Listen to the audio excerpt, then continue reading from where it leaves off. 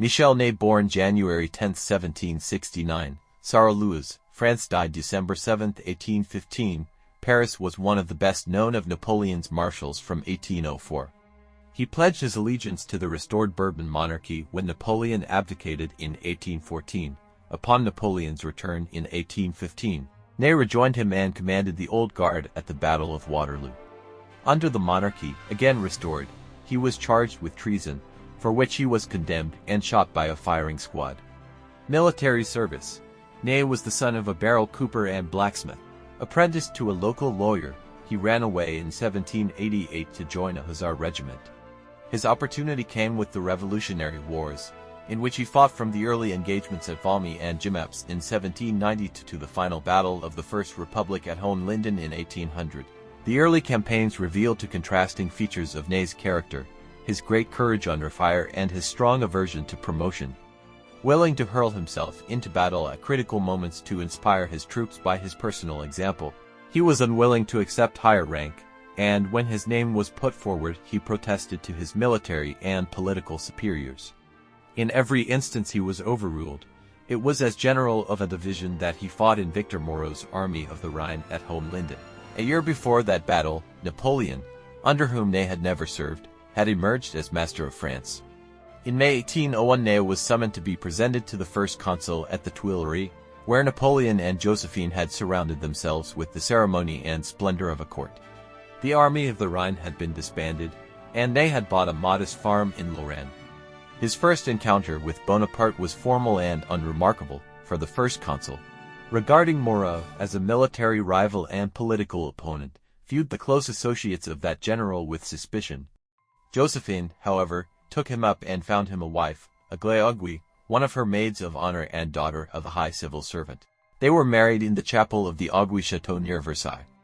Ney, with his influential new connections, became, at 33, part of the social and military world of the consulate. When peace with England broke down and Bonaparte was assembling armies along the Channel coast, Ney asked for employment and was given command of the 6th Army Corps. Early in 1804, when police uncovered a plot by émigré royalists to kidnap or murder Napoleon and restore the Bourbons to the throne, Ney's Republican friend, General Moreau, was said to be involved, and with other alleged conspirators was put on public trial. Napoleon commuted Moreau's 2-year sentence for banishment. On May 19, 1804, the day after Napoleon had had himself proclaimed hereditary Emperor of the French, he revived the ancient military rank of Marshal, and 14 generals, including Ney, were gazetted marshals of the empire. When Napoleon led his armies in swift marches into the heart of the continent, after a new European coalition of Russia, Austria, and England had been formed against France. The first victory was won by Ney at Elchingen in October 1805, for which he was created Duke of Elchingen in 1808, and less than 2 months later, Napoleon defeated the Russo-Austrian armies at Austerlitz. Ney was active in the defeat of Prussia at Jena in 1806 and of the Russians at Eylau and Friedland in 1807.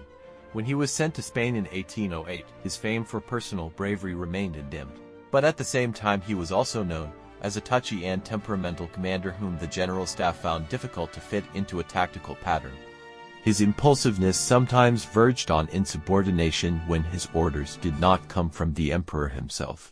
Since Napoleon directed the Spanish operations by a remote control, Ney quarreled with all those set above him, and, early in 1811, he was sent home in near disgrace. Get a Britannica premium subscription and gain access to exclusive content. Subscribe now. The Russian campaign of 1812 re-established his position.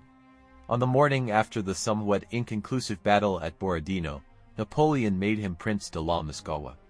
On the retreat from Moscow, Ney was in command of the rearguard, a position in which he was exposed to Russian artillery fire and to numerous Cossack attacks. He rose to heights of courage, resourcefulness, and inspired improvisation that seemed miraculous to the men he led.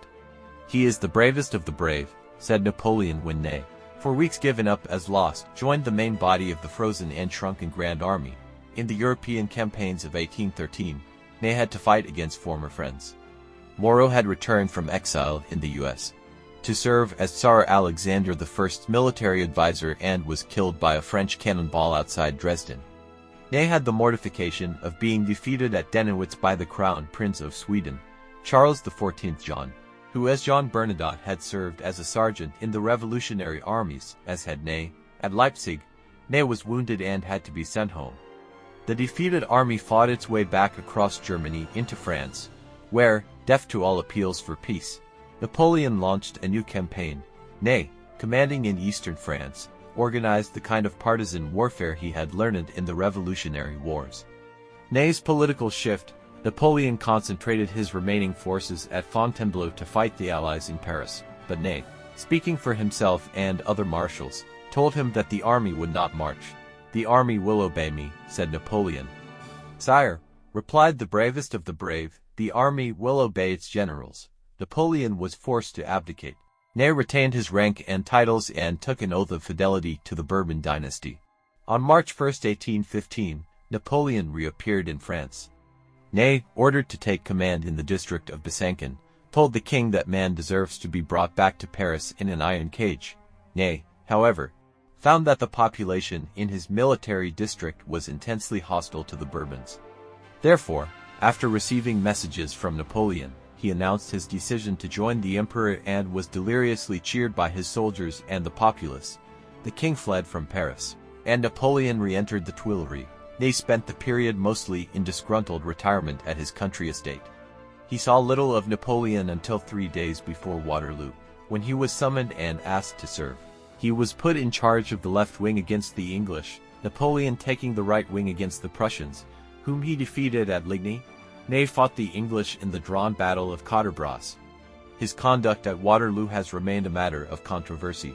When at nightfall the French fled from the field, Ney, his face blackened by smoke and holding a broken sword in his hand, shouted to a colleague, "If they catch us now, they'll hang us," a remark of prophetic accuracy. Trial and death. After the second return of the Bourbons, Ney made a half-hearted attempt to flee the country, but was recognized and arrested in a remote corner of southwestern France, first put before a court-martial. He refused to recognize its competence and insisted on his right as a peer to be tried by the upper chamber. As he had expected, he was sentenced to death in one of the most divisive trials in French history. In December 1815, a firing squad in the Luxembourg Gardens ended what his soldiers had always regarded as a charmed life.